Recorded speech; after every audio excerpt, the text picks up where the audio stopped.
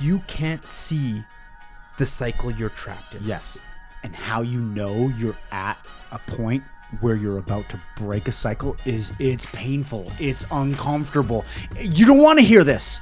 You don't want to, bam, you break through. Oh, you broke through, and now you're on the next level. And then guess what? The cycle's going to start again. Yeah. You're going to you're going to grow into this shell, and before you know it, you're too big for the shell, and you need to bust out of the shell. But busting out of the shell involves pain. It's a painful process. Mm-hmm. You need to grow. You need to get bigger. You're expanding.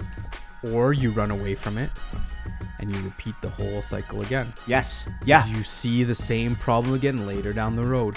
And you're going to keep doing the same thing until you learn the lesson that the universe is trying to teach you.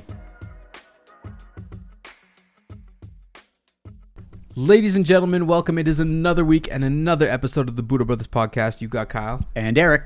And today we wanted to talk about asking for help. Difficult to do. Ayudarme. What? That's what Spanish. language is that? Spanish. Oh, see, you have learned Spanish. Wow. That's helped me, I think. Maybe it's wrong. You think? All right. Let's not go 100% on that. Okay. But asking for help, it is a important task that everybody needs to learn. And I realize that it's hard to do. Big time. For a lot of people. And it comes down to ego and humility, right? Mm. You feel like you're in a hard place or having a hard time with something. I should be able to figure this out. I'm smart enough. I'm good enough. I can figure this out. I can't put this on other people.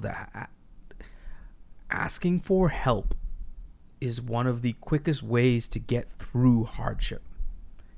Not being scared to ask for help is so important to the speed of your success, because there's not a successful person on the planet who hasn't got help in some way, shape, or form.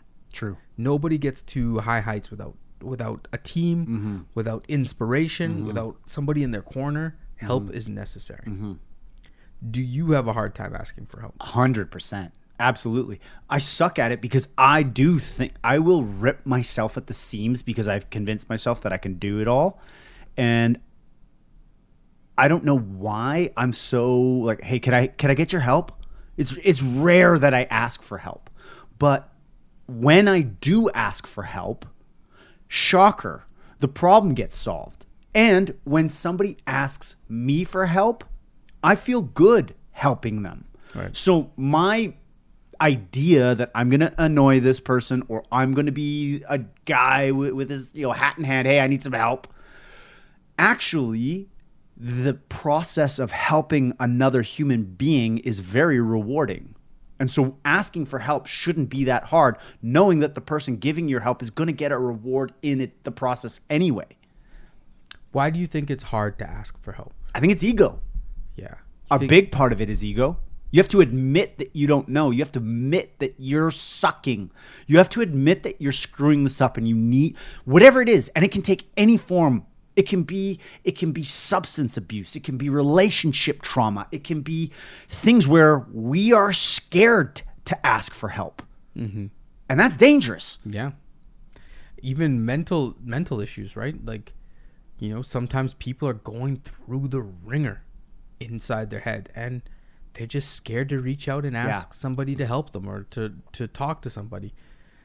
Asking for help is it's such a catalyst to success, because somebody might have the knowledge, the experience, or the ability to help you out. Yeah. And you shouldn't feel bad that somebody's helping you out. And I think it's something that gets to me when I ask for help is like, man, now I'm going to owe this person. I'm going to owe this person a debt. It's transactional. Right? And I think that's the wrong way to look at it. Yeah. Maybe, yes, you do want to pay it back to somebody else eventually in the future. Sure. But another thing is giving with expectation in return is not a nice thing. It's not giving. Yeah, that's not giving. No. And it happens a lot, right? I'll do this for you, but you have to do this for me. Owe me big time, just bro. like everything the government's ever given us. It's true, though. Like, it's I think true giving is literally providing your services, your support without any expectation of anything in return. And that's good karma. Mm-hmm. It just is. You know, when you give something without any expectation of anything in return, there's actually something very wholesome about that feeling. You know what? I did the right thing, and I don't expect anything in return. That's power. That is giving from a state of power. And it's a not common experience. No. Even too sometimes with myself, like you give and like, oh, well, at least I'll do this. At least I'll get this back. At least I'll recover this. You know, you're thinking about what you get from it. Mm-hmm. And yes, sometimes I give with no, but more often than not, there's always like something what's in it for me in the back of your mind. Like, what is this in it for me, right? Mm-hmm. Even to structuring charities and sometimes people put on these fake fronts that they're giving, but I'm doing this for followers. I'm doing this like I'm going to give this to this person and film it as I'm giving it to them. Such humble. You're so authentic. And just not even thinking about anything else but giving. Look at me give this gift sandwich. To this. Oh yeah, good job. Wow, and to me that is disgusting. To me it's revolting because it's not giving. It's not. This is you know what? Self-serving. Exactly. The best. You know what I have mad respect for? Yeah, we have an anonymous donation of $100,000. What do you mean anonymous donation? Yeah, the donor didn't want to be named because guess what? They don't want look at me, I'm giving to the charity. Aren't I good? I'm a good human. Right? They actually believe in the cause and don't need any credit for it.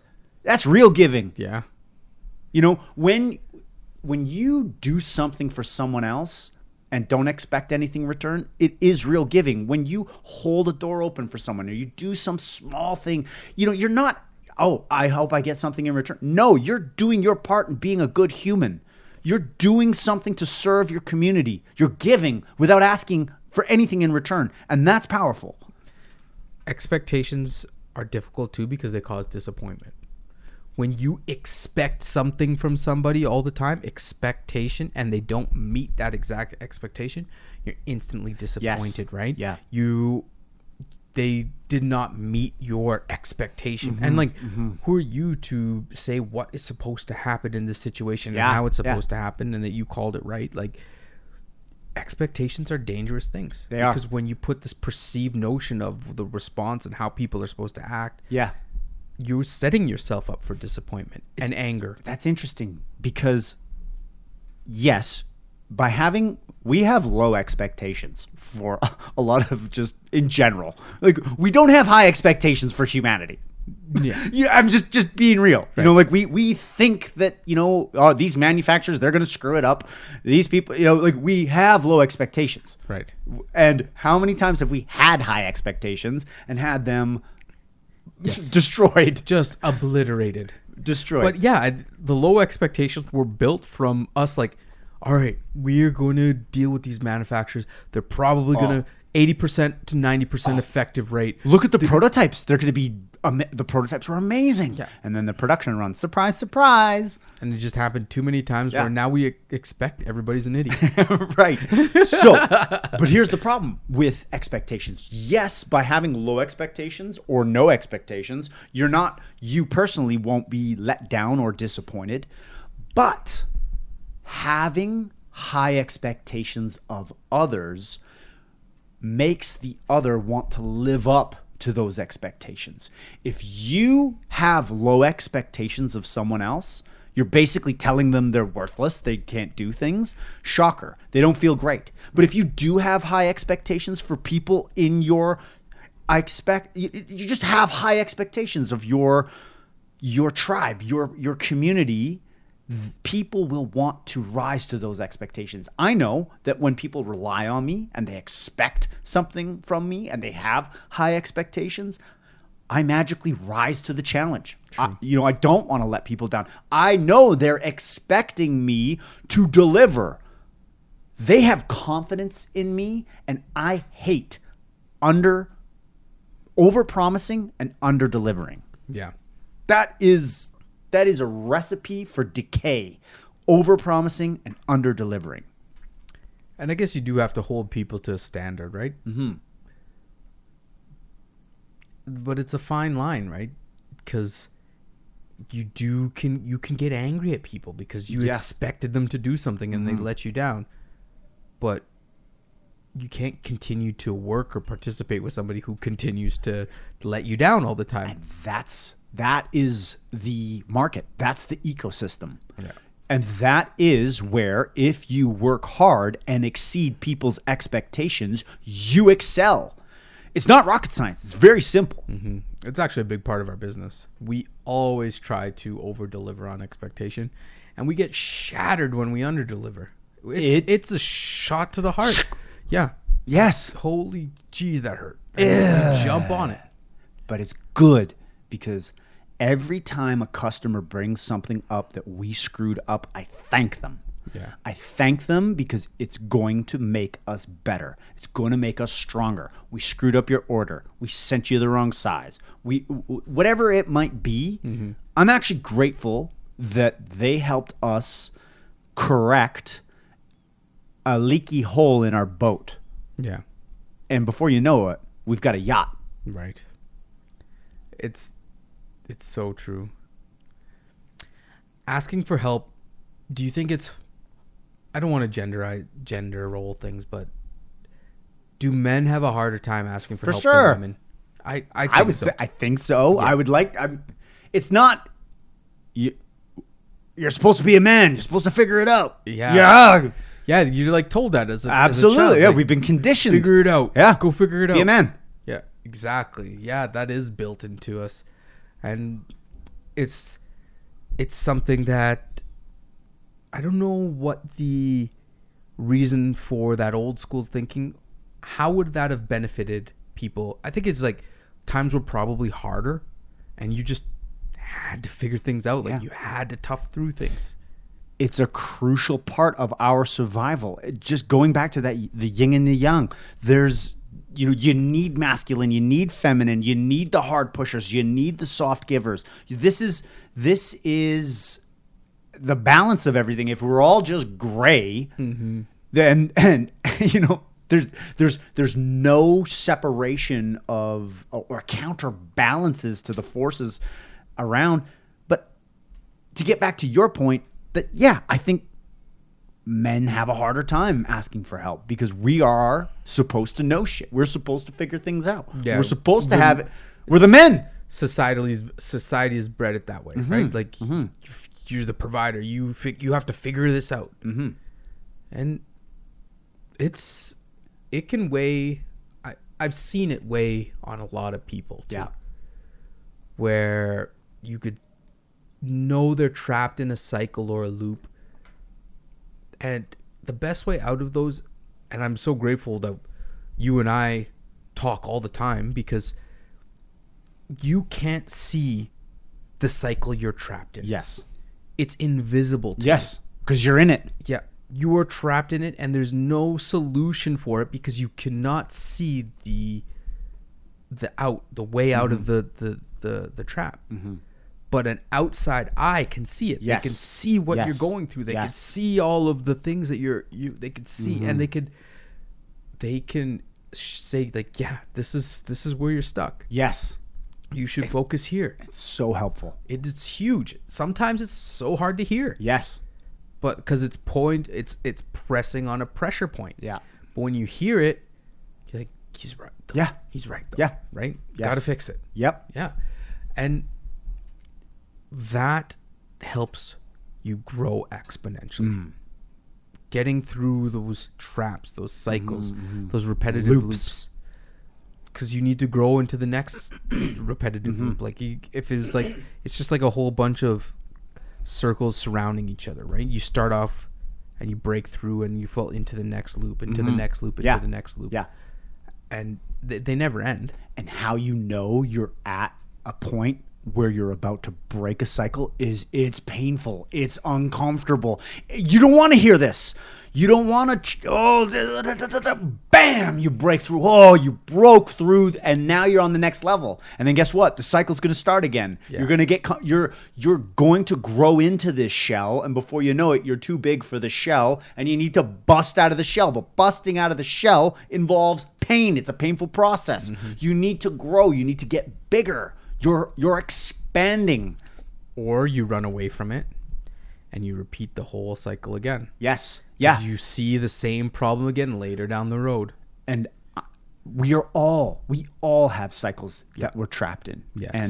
And they can be long-term cycles. They can be, it's not just like little daily things. Like this can be long-term cycles. And what I'm just basing it off my own experience. The long-term cycle that I look at where I left my job and the market, just the timing of the market was completely off. And I'm now in this cycle, like worried about where we are in this cycle. And it's like preventing me from jumping, right? And going for it. Yeah. And it's the test again. It's just came back again. Here you are. Round 2. And it's uncomfortable. Yeah. And that's how I know. I'm Round like, here 2. we are again. Yeah. What are we going to do? How what are we going to do? This out? Yeah. Here's your second shot. Uh-huh. Yeah. And if you don't figure it out now, guess what? There'll be a number 3 ding, eventually. Ding, ding. 10 years from now. Yes. Yeah. It's so crazy. And isn't that funny? Because people will continue to attract, relationships. If they're in abusive relationships, they're going to keep attracting a cycle of abuse, a cycle of whatever until they're like, bam, you're going to keep doing the same thing until you learn the lesson that the universe is trying to teach you. Yeah. And the edge of the cycle, the edge of the loop you're trapped in, like just is the most painful just before you break into the next phase. Like, yes. That's where the max pain is. Yes. And you are feeling like I'm doing something wrong. This can't be right.